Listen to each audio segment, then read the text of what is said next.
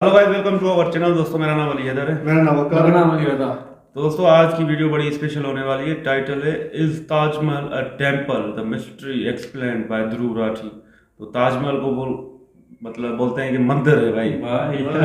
ये तो आस्ता आस्ता तो पूरे का हिस्ट्री को ही मिटा डालेंगे भाई। क्या सच्चाई है। ताजमहल भाई अजूबा है, उसको मंदिर बनाने का प्लान हो रहा है। हमें शुरुआत तो कर रहे हैं ना ये बोल के। बाबा ये बस कर दो। देखते हैं आखिर क्या हिस्ट्री है। ये भाई साहब बड़े अच्छे एक्सप्लेन करते हैं, पहले भी इनको सुना है। आज देखते हैं ये ताजमहल को जी क्या मंदिर बनाने का कुछ बोलेंगे या फिर वाकई में कुछ है। तो प्ले करें। हाँ यार, प्ले करो भाई। नमस्कार दोस्तों, क्या है रहस्य ताजमहल का? आखिर क्या छिपा है ताजमहल के उन 22 बंद दरवाजों के पीछे? कुछ लोगों का कहना है कि उनके पीछे हिंदू भगवानों की मूर्तियां हैं। दूसरी तरफ कुछ लोग कहते हैं कि उनके पीछे आपको मिलेंगे अच्छे दिन। पहले दरवाजे के पीछे सस्ता पेट्रोल डीजल, दूसरे दरवाजे के पीछे एम्प्लॉयमेंट अपॉर्चुनिटीज। कुछ लोग तो ये तक कहते हैं कि ताजमहल एक्चुअली में एक शिव मंदिर है जिसका असली नाम है तेजो महल।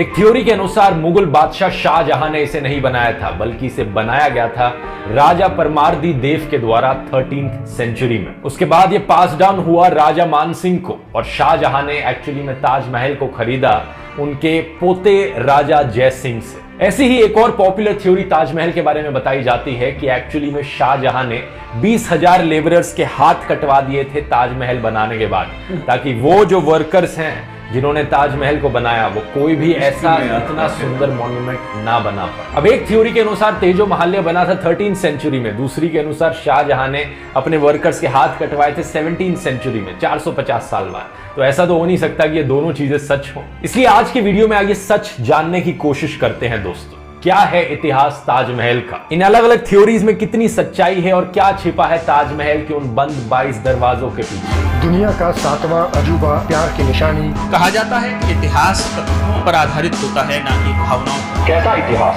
कहाँ का इतिहास, कौन सा इतिहास? याचिकाकर्ता की मांग है कि ताजमहल में मौजूद 20 बंद कमरों को खोला जाए। And the judges have slammed the Taj Mahal petitioner.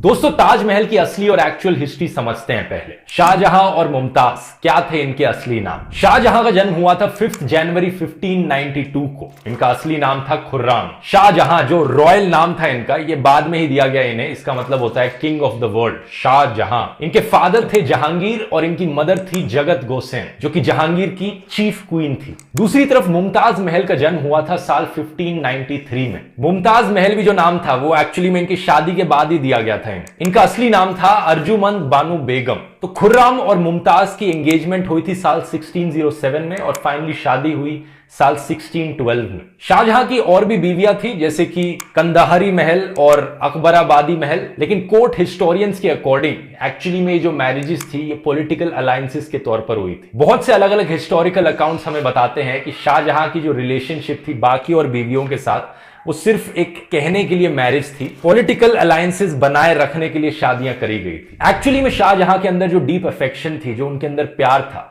वो मुमताज के लिए कहीं ज्यादा था उनकी और बीवियों के कंपैरिजन। यही रीजन था कि उन्हें और फेवर्स दिए गए, जैसे कि मलिका-ए-जहां यानी क्वीन ऑफ द वर्ल्ड। उनका जो पैलेस था, खास महल, कहा जाता है कि उसे प्योर गोल्ड और प्रेशियस स्टोन से डेकोरेट किया जाता था। हिस्टोरिकल रिकॉर्ड्स के अकॉर्डिंग मुमताज का काफी इंटरेस्ट था एडमिनिस्ट्रेशन में भी। तो शाहजहां जहां भी जाते थे डिप्लोमेटिक नेगोशिएशंस के लिए या कभी लड़ाई के लिए, मुमताज हमेशा उनके साथ जाती थी। एक तरफ जहां शाहजहां का एग्जैक्टली एक बच्चा हुआ, उनकी बाकी सारी बीवियों के साथ मुमताज महल के साथ उनके 14 बच्चे हुए। आधे बच्चे तो चाइल्ड बर्थ के दौरान ही मारे गए। ये चीज आम बात होती थी उन जमानों में, हेल्थ केयर सिस्टम इतना अच्छा नहीं होता था। अनफॉर्चुनेटली मुमताज की डेथ हो गई जब वो अपने 14वें बच्चे को जन्म देने लग रही थी। ये बात है एग्जैक्टली 17 जून 1631 की। कहा जाता है कि एक्चुअली में कॉज ऑफ डेथ थी postpartum haemorrhage, loss of blood. उनकी डेथ के बाद शाहजहां एक्चुअली में भारी गम में डूब गए। वो पैरालाइज हो गए अपनी ग्रीफ से। कई दिनों तक, हफ्तों तक रोते रहे और कहा जाता है कि 1 साल तक वो आइसोलेशन में चले गए थे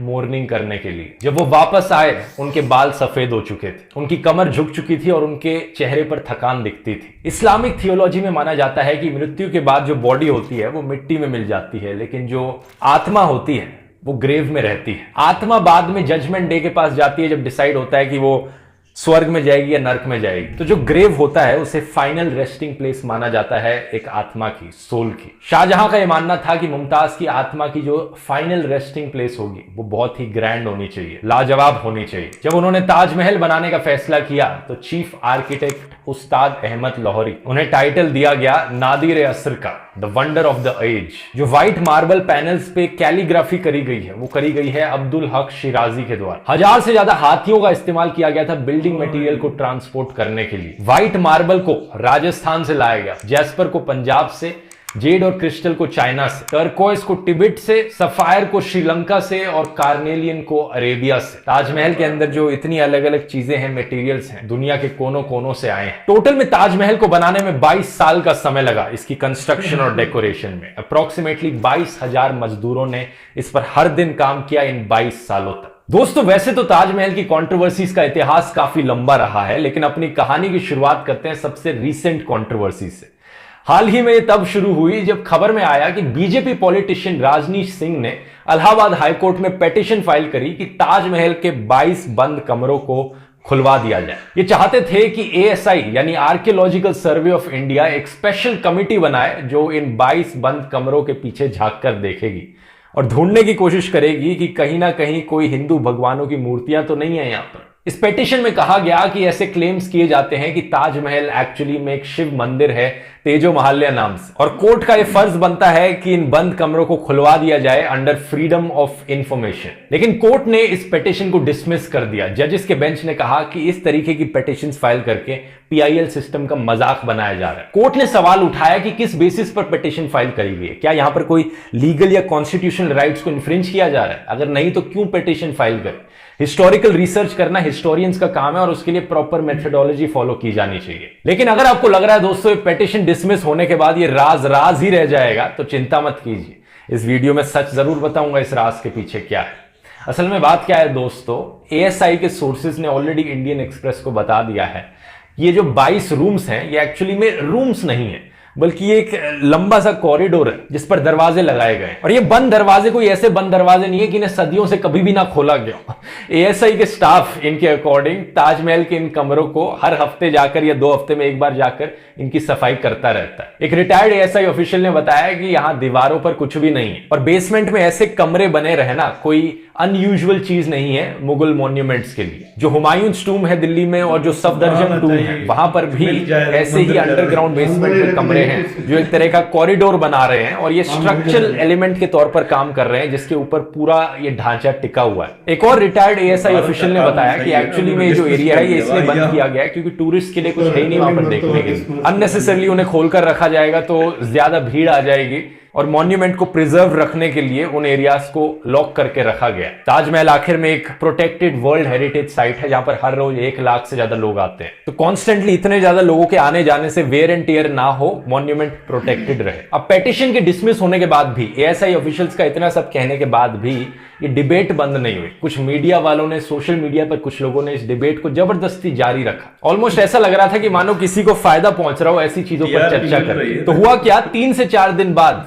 आर्कियोलॉजिकल सर्वे ऑफ इंडिया ने इस पूरी डिबेट को हमेशा के लिए खत्म करने के लिए उन्होंने पिक्चर्स ही रिलीज कर दी। इन बंद कमरों के अंदर की फोटोज पब्लिकली दिखा दी सबको, ये देख लो, इनमें रिस्टोरेशन वर्क चलने लग रहा है और इन कमरों के अंदर का नजारा कुछ ऐसा दिखता है। आगरा के एएसआई चीफ आर.के. पटेल ने इंडिया टुडे को बताया कि ये पिक्चर्स अब एएसआई की वेबसाइट पर लाइव आपको मिल जाएंगी। ये उनके न्यूज लेटर का हिस्सा थी और कोई भी इन पिक्चर्स को देख सकता है उनकी वेबसाइट पर जाकर। इन फोटोज में एक चीज जरूर ध्यान देने वाली है कि एएसआई का स्टाफ कितनी मेहनत से काम करने लग रहा है हमारे मॉन्यूमेंट्स को कंजर्व करने में। यहां पर आप बिफोर एंड आफ्टर पिक्चर्स देख सकते हैं इनके रिस्टोरेशन वर्क से पहले और बाद में। ये सिर्फ इन्हीं लोगों की वजह से है कि हमारे हिस्टोरिकल जेम्स इस तरीके से प्रिजर्व रह पाते हैं। अब ये पहली बार नहीं है दोस्तों कि ऐसा कोई क्लेम किया गया हो, इससे पहले भी ऐसी कई सिमिलर पिटीशंस फाइल करी जा चुकी है। जैसे कि अप्रैल 2015 में आगरा कोर्ट में एक सिमिलर सूट फाइल किया गया था 6 लॉयर्स के द्वारा जो क्लेम करते थे कि ताजमहल एक्चुअली में एक शिव मंदिर है। उन्होंने कोर्ट से परमिशन मांगी कि हिंदुओं को वहां पर वर्शिप करने की आजादी दी जाए। अपनी प्ली में लॉयर हरिशंकर जैन और उनके कोलीग्स ने कहा कि एक्चुअली में राजा परमादी देव ने तेजो महाल्या मंदिर बनाया था साल 1212 में। यह मंदिर बाद में इनहेरिट कर लिया गया था राजा मानसिंह के द्वारा 17वीं सेंचुरी। इसके बाद में इस प्रॉपर्टी को होल्ड किया गया था राजा जय सिंह के द्वारा और तब शाहजहां ने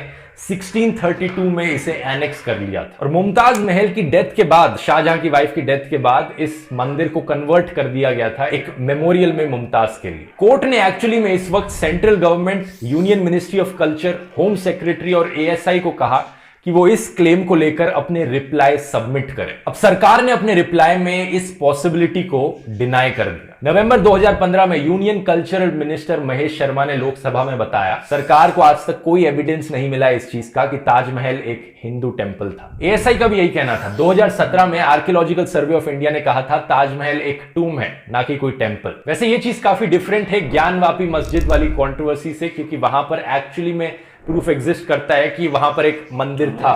लेकिन उस कंट्रोवर्सी कभी और किसी वीडियो में डिस्कस कर लेंगे। लेकिन इस वीडियो में ताजमहल पर हर जगह बैठे, और इन्होंने राजा जयसिंह वाली कहानी को भी क्लैरिफाई करके कहा कि जमीन उनसे छीनी नहीं गई थी, बल्कि उनसे ली गई थी एक्सचेंज में। इसके पीछे की हिस्ट्री बड़ी इंटरेस्टिंग है दोस्तों। 2017 में हिस्टोरियन राणा सफ़ी ने एक ब्लॉग लिखा था डेलीओ प्लेटफॉर्म पर। ये इंडिया टुडे ग्रुप का एक ब्लॉगिंग प्लेटफॉर्म है। इसमें इन्होंने बताया कि मुगलों को एक्चुअली में काफी शौक था हिस्ट्री का एक रिकॉर्ड रखने का। कई मुगल महाराजा तो खुद ही अपनी ऑटोबायोग्राफीज लिखते थे, अपनी डायरीज लिखते थे, जैसे कि जहांगीर ने जहांगीरनामा लिखी थी। इसके अलावा वो ऑफिशियल हिस्ट्री को कोर्ट हिस्टोरियंस के द्वारा भी लिखवाते थे। फॉर एग्जाम्पल अकबर के टाइम में अबुल फाजिल ने हिस्ट्री का रिकॉर्ड रखा था। इसके अलावा तीसरा और हिस्ट्री के अकाउंट्स होते थे जो और लोगों ने लिखे होते थे जो उस समय में रह रहे होते थे। इन्हें कंटेम्प्रेरी अकाउंट्स कहा जा सकता है। इन कंटेम्प्रेरी टेक्स्ट को W.A. बेगली और Z.A. देसाई ने अपनी किताब ताजमहल एन इल्यूमिनेटेड टूम में कंपाइल किया था। उस जमाने के इन अलग अलग सोर्सेस को अगर कंपाइल करके साथ में देखा जाए तो हमें ताजमहल की हिस्ट्री के बारे में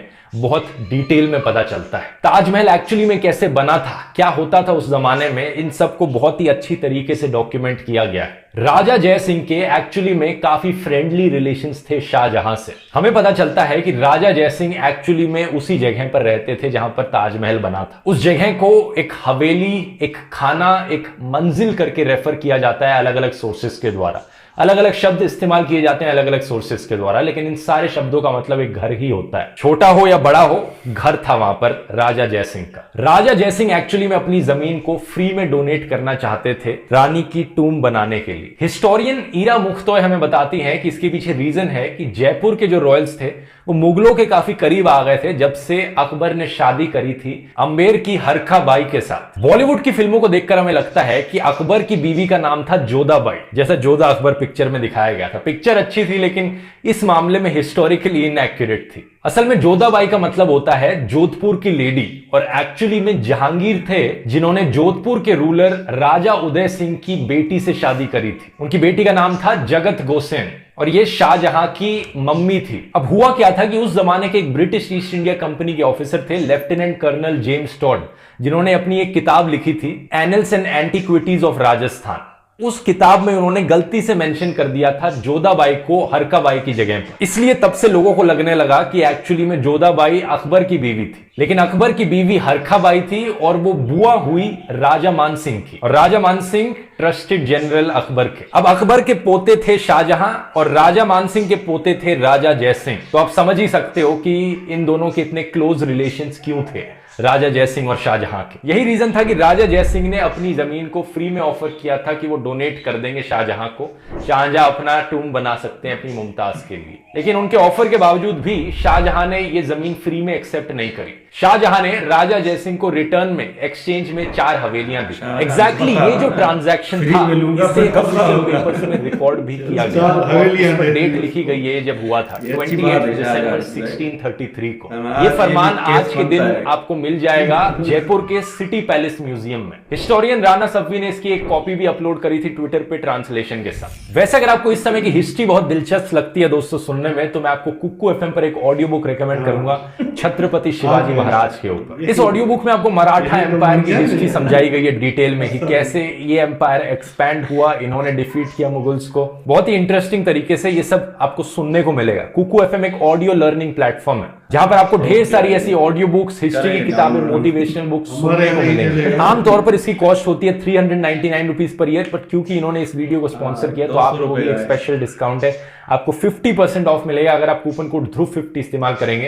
तो आपके लिए साल भर की कुकू एफएम की कॉस्ट पड़ेगी सिर्फ 199 रुपीज। पूरे साल भर के लिए इनकी पूरी लाइब्रेरी को एक्सेस करने के लिए सिर्फ 199 रुपीज। लिंक नीचे डिस्क्रिप्शन में मिल जाएगा, जाकर चेकआउट कीजिए। और अब टॉपिक पर वापस आते हैं। तो अब सवाल ये उठता है कि झूठ किसने फैलाया कि राजा जयसिंह का वहां पर एक मंदिर था जो उन्होंने इनहेरिट किया था और उसे छीना गया शाहजहां के द्वारा। तेजो महल हुआ करता था एक शिव मंदिर, इसका तो बिल्कुल ही कोई एविडेंस नहीं है कहीं से तो, लेकिन ये आया होगा ये जो कि आज के दिन हर कहीं सुनने को मिल रहा है। इसका जवाब है दोस्तों एक इंसान का नाम, पुरुषोत्तम नागेश ओक, शॉर्ट में कहा जाए तो पीएन ओक। ये वो इंसान थे जिन्होंने पहली बार इस तेजो महल्य के क्लेम को उठाया। और इंटरेस्टिंगली ये कोई हिस्टोरियन नहीं थे, इन्हें हिस्ट्री बहुत पसंद थी, हिस्ट्री लिखनी भी बहुत पसंद थी, लेकिन ये हिस्टोरियन नहीं थे क्योंकि अपनी मन मर्जी से हिस्ट्री लिखते थे, रीराइट करते थे हिस्ट्री को। दोस्तों आमतौर पर एक हिस्टोरियन की मेथोडोलॉजी बहुत ही लंबी होती है, बहुत ही टायरिंग होती है। एक हिस्टोरियन को पुराने अखबारों से, पुरानी मैगजीन से,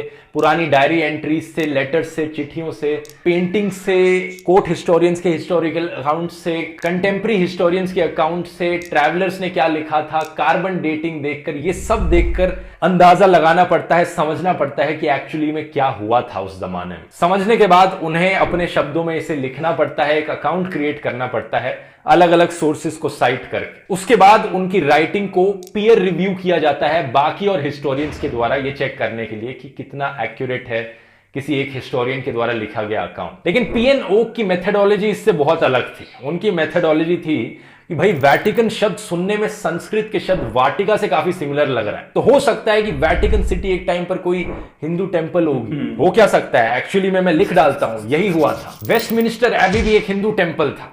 ये मैं मजाक नहीं कर रहा हूं दोस्तों, पीएन ओक ने एक्चुअली में यही सब चीजें लिखी थी अपनी पैम्फलेट्स में। अगर ये चीजें सुनने में थोड़ी अजीबोगरीब लग रही हैं, इससे भी ज्यादा अजीबोगरीब चीजें लिखी थी उन्होंने एक पैम्फलेट लिखा था क्रिश्चियनिटी के ऊपर। उन्होंने कहा था क्रिश्चियनिटी एक्चुअली में क्रिश्चियन नीति है। उनके हिसाब से जीसस एक्चुअली में इंडिया में आए थे जब वो 13 से 30 साल की उम्र के बीच में थे और वो क्रिश्चियन नीति सीख कर गए थे। तो जो पूरा क्रिश्चियनिटी धर्म है वो हिंदुइज्म से इंस्पायर्ड है। इतना ही नहीं, उन्होंने ये भी कहा था कि इस्लाम और जूडाइज्म धर्म भी हिंदुइज्म से ही निकल कर आए। आप पूछोगे कैसे? उन्होंने कहा कि इब्राहिम सुनने में ब्रह्मा जैसा लगता है, इब्राहिम की बीवी सारा सरस्वती होंगी, मोजेस महेश होंगे यानी शिव। इनफैक्ट इनके अकॉर्डिंग पूरी दुनिया पर राज किया जाता था एक एंशिएंट हिंदू एम्पायर के द्वारा। तो ताजमहल के टॉपिक पर वापस आए तो पहली बार पीएन ओक ही थे जिन्होंने ताजमहल के ऊपर ये कंस्पिरेसी थ्योरी बनाई। इनकी राय में कोई भी मॉन्यूमेंट बनाया ही नहीं मुगलों ने। पहले तो पीएन ओक का कहना था कि ताजमहल एक एंशिएंट हिंदुइज्म का एक वंडर है जो बहुत पुराने जमाने में बना है, लेकिन फिर हिस्टोरियंस ने कहा कि 4th सेंचुरी से पहले की जो बिल्डिंग्स हैं इंडिया में, अगर वो रॉक कट है तो सरवाइव कर पाई है, लेकिन उसके अलावा कोई बिल्डिंग सरवाइव ही नहीं कर पाई, तो ये कैसे पॉसिबल हो सकता है? ताजमहल एक्चुअली में 1600s में ही बना। ये सुनकर ओक ने अपने क्लेम को रिवाइज कर लिया। फिर उन्होंने कहा कि एक्चुअली में इसे साल 1155 में बनाया गया था राजा परमरी देव के द्वारा, उन राजा देव के चीफ मिनिस्टर के द्वारा। जब खुद के घर का इतिहास हो तो 2 मिनट भी नहीं लगते उसे बदलने में। अच्छा, फिर साल 1989 में इन्होंने एक और पैम्फलेट लिखा था जिसका टाइटल था ताजमहल द ट्रू स्टोरी। अपने ही पैम्फलेट के बेसिस पर इन्होंने कोर्ट में एक PIL फाइल करी साल 2000 में, ये कहते हुए कि अब हमें सच जानना पड़ेगा क्या है। इंटरेस्टिंगली इन्होंने कोर्ट में वो बात भी साइट करी थी कि शाहजहां ने राजा जयसिंह की हवेली को एक्वायर किया था। तो एक लाइन इन्होंने एक्चुअल हिस्ट्री से निकाली और बाकी की हिस्ट्री इन्होंने अपने दिमाग से, अपनी इमेजिनेशन से क्रिएट कर दी। सच बताऊं तो पीएन ओक एक बहुत ही अच्छे सुपरहिट फिक्शन राइटर बन सकते थे, लेकिन पता नहीं क्यों वो अपने आप को हमेशा एक सेल्फ प्रोक्लेम्ड हिस्टोरियन करके पुकारते थे। सुप्रीम कोर्ट ने भी उनकी पिटीशन को डिसमिस किया था, ये कहते हुए कि वो मिसकंसीव्ड है, और मजाक भी उड़ाया था सुप्रीम कोर्ट ने उनका, कहते हुए कि कोई मधुमक्खी ने इन्हें काट लिया ऐसा लगता है। फिर आते हैं हम साल 2010 में।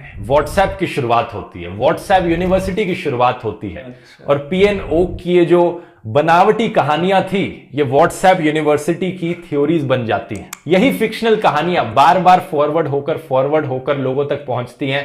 लोग यकीन कर बैठते हैं कि ये सच्ची कहानियां हैं और फिर से कोर्ट में हमारे फ्रेश पिटीशंस जाती हैं। हमारे कोर्ट्स का टाइम वेस्ट होता है इन चीजों में। इंटरेस्टिंग चीज ये थी कि व्हाट्सएप यूनिवर्सिटी के इतने सारे फॉरवर्ड कर करके पीएन ओक ने साल 1155 की बात करी थी, लेकिन जो अभी लेटेस्ट पिटीशन थी कोर्ट में फाइल करी गई थी, उन्होंने कहा था कि इसे साल 1212 में बनाया गया। याचिका में ताजमहल के इतिहास को लेकर भी बात कही गई, जिसके मुताबिक राजा परमर्दी देव ने साल 1212 में तेजो महालय मंदिर का निर्माण कराया। लेकिन क्या फर्क पड़ता है, यही फर्जी थ्योरीज आज के दिन टीवी पर डिबेट्स का इतना बड़ा मुद्दा बन जाती है। और टीवी पर लोग डिबेट तो ऐसे करते हैं कि जैसे मतलब यहां पर एक बहुत बड़ी मिस्ट्री हो, हमें सच अभी तक पता नहीं है क्या है, जबकि सारी सच्चाई बार बार दोहराई जा चुकी है। एक और बहुत ही फेमस क्लेम उठाया जाता है शाहजहां के बारे में कि शाहजहां ने अपने मजदूरों के हाथ कटवा दिए थे ताजमहल के बनने के बाद, ताकि वो ताजमहल जैसा कोई और मॉन्यूमेंट ना बना पाए। हमारे union agriculture minister Narendra Singh Tomar ने भी इस क्लेम को पिछले साल रिपीट किया था, ये कहते हुए, आगरा में ताजमहल का निर्माण हुआ और जिन कारीगरों ने निर्माण किया उनके हाथ काट दिए गए थे, लेकिन विश्वनाथ कॉरिडोर का निर्माण करने वाले कारीगर और बेलदारों का फूल वर्षा का स्वागत करके एक नए आयाम को इस देश में नरेंद्र मोदी जी के नेतृत्व में दिया गया। इस क्लेम के बारे में अगर आप थोड़ा लॉजिकली सोचने की कोशिश करोगे तो आपके मन में भी सवाल उठेगा कि ये पॉसिबल कैसे हो सकता था।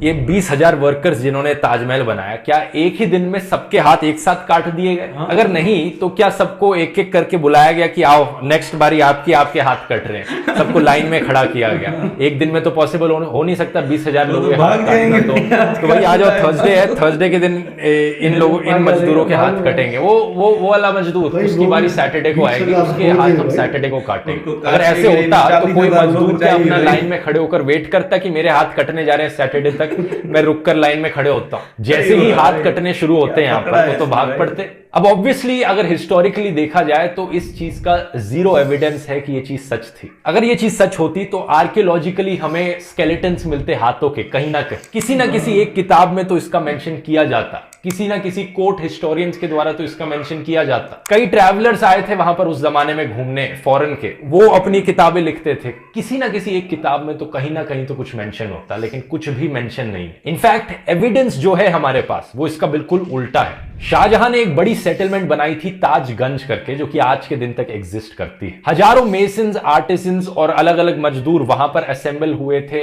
एम्पायर के अलग अलग हिस्सों से, साथ में मिलकर काम करने के लिए। उन मजदूरों के जो डिसेंडेंट्स हुए, आने वाली पीढ़ियां हुई, वो भी आज के दिन तक उसी जगह पर काम करती हैं और अपनी फोरफादर्स की स्किल को प्रैक्टिस करती हैं। एक्चुअली में हुआ क्या था कि ताजमहल बनाने के बाद शाहजहां के मजदूरों ने एक पूरा का पूरा नया इंपीरियल शहर बनाया जिसका नाम था शाहजहानाबाद, यानी दिल्ली। तो थोड़ा लॉजिकली सोचकर देखो, ताजमहल, रेड फोर्ट, जामा मस्जिद, ये सब अराउंड द सेम टाइम बने हैं। अगर उन मजदूरों के हाथ काट दिए जाते तो ये सब इतनी बड़ी बड़ी चीजें फिर से कैसे बना पाते? शाहजहां के पीरियड को एक्चुअली में माना जाता है मुगल आर्किटेक्चर का गोल्डन पीरियड, और ये तभी पॉसिबल हो पाया जब शाहजहां ने अपने मजदूरों को आदर दिया। आज के दिन बहुत से लोगों के लिए ताजमहल एक सिंबल ऑफ लव है। शकील जैसे पोएट्स ने इसके बारे में लिखा है कहते हुए, एक शहंशाह ने बनवा के हंसी ताजमहल, सारी दुनिया को मोहब्बत की निशानी दी है। दूसरी तरफ लेजेंडरी पोएट्स जैसे कि सहीर लुधियानवी ने लिखा है, एक शहंशाह ने दौलत का सहारा लेकर हम गरीबों की मोहब्बत का उड़ाया है मजा। बात इनमें से कोई भी सच हो, लेकिन आज के दिन ये डिनाई नहीं किया जा सकता कि ताजमहल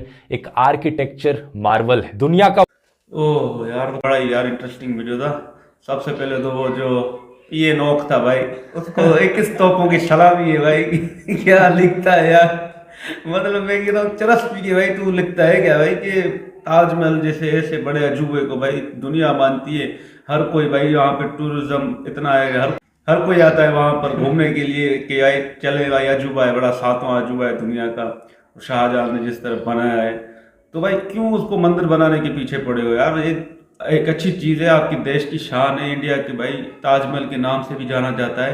और फिर ये जो बंदा जो भाई साहब था ध्रुव राठी, क्या एक्सप्लेन कर रहा था भाई, मतलब ऐसा एक्सपोज करके रख दिया ना इस PNO को। और जो कोई भी व्हाट्सएप यूनिवर्सिटी पे व्हाट्सएप पे मैसेज लिख के भाई फॉरवर्ड करता रहता है कि भाई यार ये मंदिर है यहाँ पे, मेशू महल, वो क्या नाम था, तेजू महल। तो ये तेजू महल है शिव जी का भाई, शिव जी खुद बोलेगा नहीं भाई ये महल तेजू महल नहीं है, ये शाहजहां ने अपनी बेगम के लिए बनाया था, मुमताज महल। और जो कुछ इन्होंने आज इन्फॉर्मेशन दी बहुत अच्छी दी। आज हमें शाहजहां के बारे में भी पता चला कि उसने भाई किस तरह ये सब कुछ किया था। हर देश से भाई पता नहीं कौन कौन से पत्थर मंगवाए, चाइना से भी मंगवाए भाई, ऐसे ऐसे पत्थर जो आज हमने भाई इसमें देखे। तो शाहजहां ने जो कुछ किया है वो अपनी याद में, अपनी बेगम के इश्क में किया। और जो हमारे यहाँ भी ये खबर मशहूर थी कि 20,000 कोई मजदूरों के हाथ काट दिए थे, तो वो भी आज खबर भाई पता चल गई कि वो भी झूठी है। तो बहुत सारे ऐसे खुलासे आज हमने देख लिए कि ताजमहल में क्या हुआ था। वो कोई 22 दरवाजे से नहीं है, वो ऐसे ही बस पुराने ज़माने में मुग़लों ने ऐसे ही बना दिए थे और वो शौकीन थे बड़े के तारीख में हमारा नाम हो, तो इस वजह से। बाकी राजा जय सिंह जो हिंदू राजा था, वो भी उनका ही मेरे ख्याल में कज़न था, वो भी आज बात पता चली। तो उसने वो वैसे ही फ्री में दे रहा था, भाई आपका हिंदू राजा हो के। लेकिन ये शाहजहां के भाई बड़ा दिल था, ये बोला नहीं भाई कोई फ्री नहीं, क्योंकि फ्यूचर में पता था कि ये आएंगे भाई ये मुफ्त में दिया था, हमें वापस दे दो। तो भाई दोनों राजा जय सिंह भी अच्छा था, शाहजहां भी अच्छा था। हम जो है ना खुश हैं कि ये ताजमहल ही है। और कानून इंडिया का और सुप्रीम कोर्ट वालों को हमारा सलाम है कि उन्होंने डिसमिस कर दिया, भाई कुछ नहीं है यहाँ पे, ताजमहल ही है। बड़ा अच्छा लगा यार, बड़े लोग पीछे पड़ गए हैं ताजमहल के, हमें तो पता ही नहीं थी, खबर ही नहीं थी भाई। आज तो पता चला कि बड़े शुरुआत से ही इस ताजमहल के पीछे पड़े हैं कि यहाँ पर हमारा मंदिर है भाई। अभी यार ये तो झटके नहीं दो ना, अभी हम ये सुन रहे तो हम तो हैरान हो गए हैं कि भाई अभी ताजमहल के पीछे पड़े हुए। यार हमारी मस्जिदें तो बहुत सारी आपने तोड़ दी हैं, मंदिर बनाए, हम तो राजी हो गए भाई, निशानियाँ मिली हैं आपको। पर ये 22 दरवाजे के पीछे का राज भी वो आपको पता चल गया, खाली है, कुछ भी नहीं है, वो भी खोलो भाई। अगर आप कुछ रख दोगे तो भाई हमें पता नहीं है भाई। बाकी यार ये जो अभी हमने जो भाई साहब ने बड़े अच्छे से एक्सप्लेन किया है, हमें भी समझा दिया है, आपको भी समझा दिया है, कोई यहाँ पर कोई राजवाल नहीं है, बस ये ताजमहल बना हुआ है। बस ये मिस्ट्री तो हल कर दी भाई, जो हाथ से काटने का माजरा है वो भी कुछ नहीं है, वो किसी ने भी नहीं लिखा, कहीं भी जाहिर नहीं है। बस यार मैं तो कहूँगा यही रिक्वेस्ट है, ताजमहल को छोड़ दो यार, ये बड़ी निशानी है आपके पास, बड़े प्यार करने वाले आते हैं यहाँ पर भाई, दीदार करते हैं। बस यही हमारे रिक्वेस्ट है। बाकी यार मज़ा आ गया ताजमहल के बारे में जानकर भाई, शाहजहां, सही बात है भाई। ताजमहल तो वैसे हिस्ट्री है, पूरी दुनिया उसको जानती है।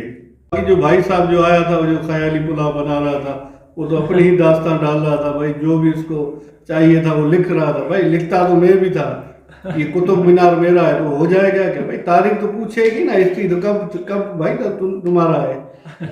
जो भी बोलते जो भी आएगा भाई ये मेरा है भाई, ऐसा नहीं है। हिंदुस्तान की ये भी शान है, ये आगरा का ताजमहल खूबसूरत ही है। हिंदुस्तान में इसको ना मिटाए, जो भी है तो यही रहने दो। मंदिर के चक्कर में आप पूरे का पूरा हिंदुस्तान खत्म कर दोगे भाई, जो जितनी खूबसूरती है ना वो खत्म कर दोगे आप। सही बात है दोस्तों। हम चाहेंगे कि जो तारीखी जगह, खूबसूरत जगह है, जिनकी वजह से हिंदुस्तान आज भी जिंदा है, मशहूर है, तो उनको मिटाने के लिए कुछ भी ना करें, ऐसी अफवाहें खबरें ना चलाएं। हम लोग जो है ना ऐसी चीज़ों को मतलब सपोर्ट नहीं करते। यार एक अच्छी निशानी है तो आप उसको और भी खूबसूरत बनाएं, और भी मतलब बढ़ावा दें कि लोग आएँ। आप ऐसे खबरें चलाएंगे, लोग फिर बोलेंगे यार ये तो हिंदुस्तान भाई अब हिंदू राष्ट्र बनने जा रहा है, और फिर आपके लिए भी मतलब उंगलियाँ उठेंगी। बाकी हिंदुस्तान में जब तक ऐसा कानून है, जिस तरह सुप्रीम कोर्ट ने फैसला दिया, तब तक तो ऐसी कोई भी ये जो अंधभक्त आते हैं वो कुछ नहीं कर पाएंगे। बड़ा अच्छा लगा ये वीडियो देखकर। और ज़रूर राठी भाई क्या बात बंदे हो आप, क्या एक्सप्लेन करते हो। तो मेरा ऐसी और भी कोई वीडियो हो तो हमें ज़रूर बताइएगा। हमने तो टाइटल देखकर इसलिए देखा कि हमें भी जानना था यार क्या टेम्पल बन रहा है, मंदिर। तो बहुत अच्छा लगा। मिलेंगे नेक्स्ट वीडियो में। Thank you.